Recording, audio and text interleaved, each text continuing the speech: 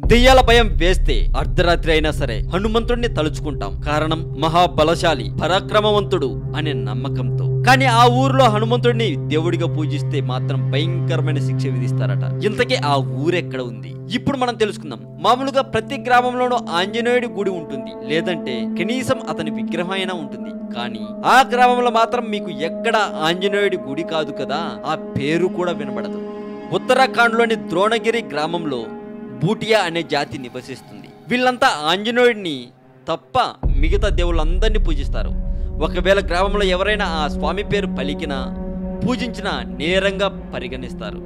అంతటితో ఆగితే పర్వాలేదు, కానీ వాళ్ళని గ్రామం నుంచే బహిష్కరిస్తారు. ఎందుకని అడిగితే ఓ కథ చెబుతారు గ్రామస్తులు. త్రేతాయుగంలో రామ రావణ యుద్ధ సమయంలో మూర్చెల్లిన లక్ష్మణుని కోసం హనుమంతుడు తెచ్చిన సంజీవని పర్వతం ఈ ద్రోణగిరి ప్రదేశంలోనే ఉండేదట. వాళ్ళు పూజించే ఈ గుట్టను హనుమంతుడు తీసుకెళ్లేసరికి అతనిపై ఆ ఊరి వాళ్ళు ద్వేషం పెంచుకున్నారు. అందుకే ఆంజనేయుడు అంటేనే వారికి మంటట. ఈ కథ ప్రతి ఒక్కరూ ఆ ఊరిలో చెబుతారు.